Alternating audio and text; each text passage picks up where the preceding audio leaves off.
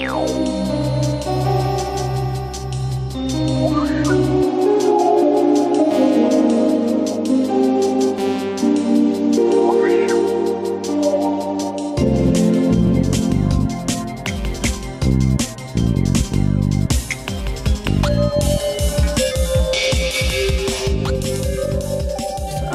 mum, Michelle Obama, Aung Suu Kyi, Tracy Emin.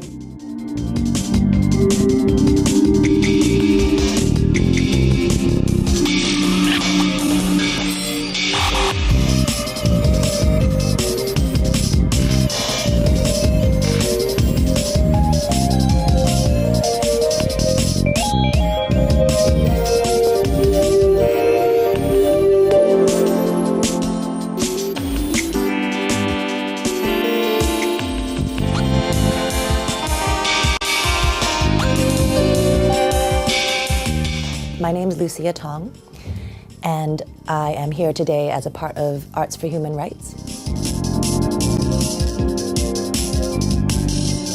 The first woman I thought of that inspires me is Aung Suu Kyi.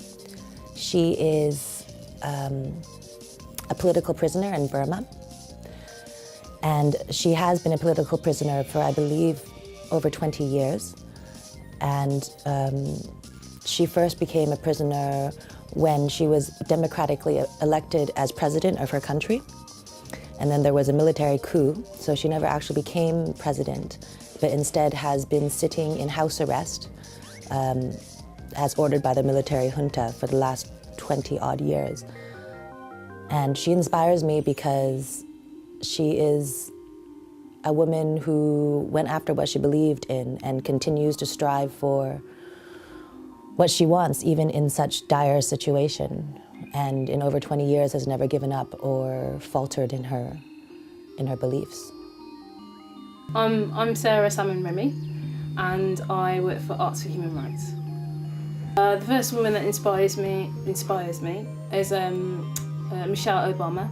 Probably because she's other than Oprah Winfrey and people that all the women, or the possibly black strong women you can count on your hand, like Maya Angelou or Whoopi Goldberg. Like she's kind of the president's wife.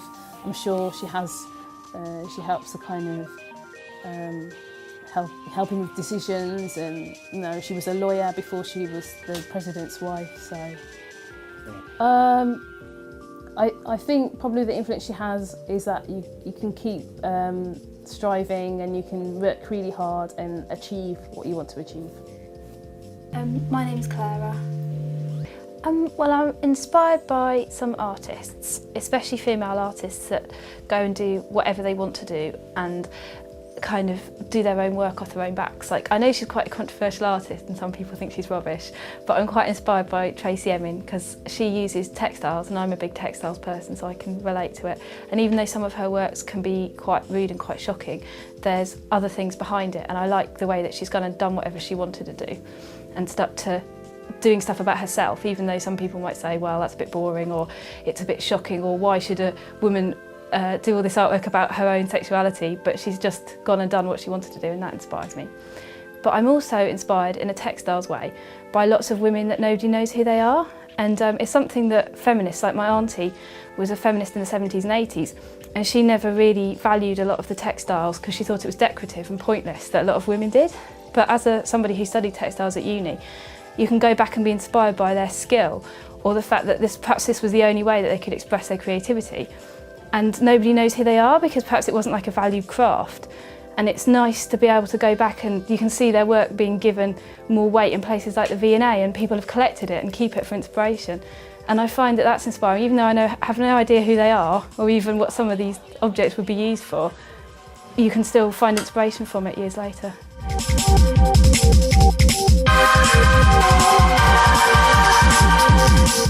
There seems to be more for growing awareness of International Women's Day.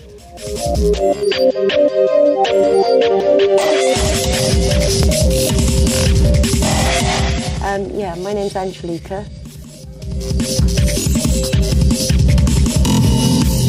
We've been working towards the International Women's Day by creating pieces of work revolving around the theme of women who inspire us.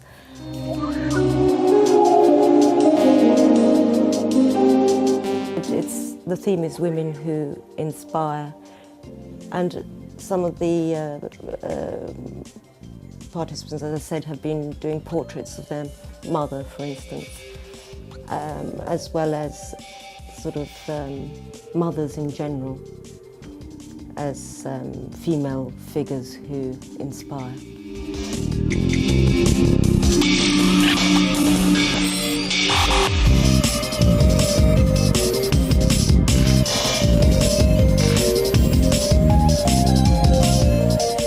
My name's Essie, and I attend CoolTan Arts for the art class.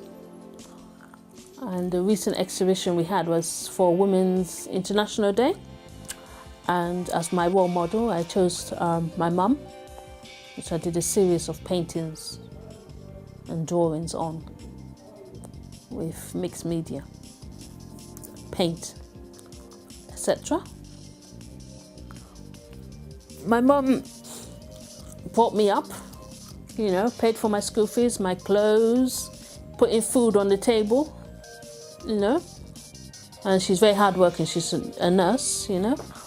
And she's always very positive. And so she's sort of like my inspiration. I look forward to going to see her because, like I said, she's very positive.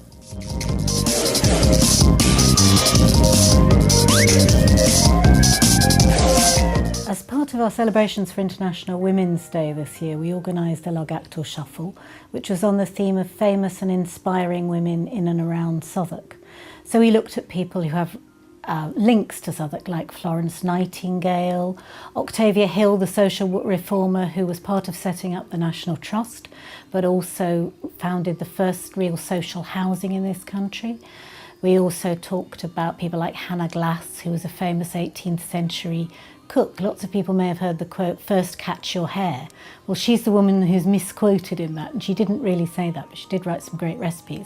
She also spent time in the Marshalsea debtors' prison, which is her link with Southwark. Then we've got Enid Blyton locally. We've got famous people now like Jenny Eclair and Emma Thompson who've had links with Southwark. And Mary Wollstonecraft, the 19th century feminist who wrote the balancing argument to a vindication of the rights of man, which was a vindication of the rights of women.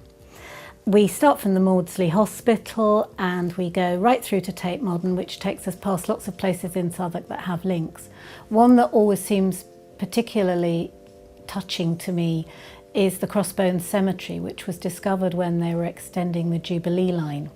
It's unconsecrated ground in which people who were not allowed to be buried in church ground were buried. There are about 50,000 corpses, they think, there, and most of them were paupers and a lot of them were prostitutes who worked in the Southwark stews.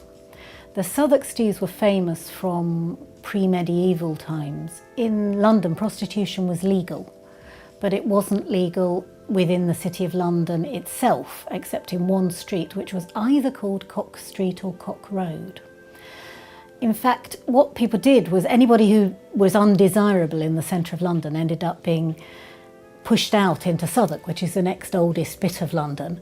And the Southwark stews were the brothels in London, so that's where your prostitutes came and lived. And they're called stews because the men came and had a perfumed bath as well as enjoyed the company of women. They then did whatever they were going to do, and eventually the women got pregnant and eventually they died, and then they ended up in the graveyard at Crossbones Graveyard. It's interesting also that the women actually rented the houses in which they had the brothels from the Bishop of Winchester's estate, and so they tended to be called Winchester geese. Nowadays, if you look at the wall of the cemetery, there are beautiful little tokens and ribbons to a lot of the women who were found, who are known to have been buried there. It's very moving.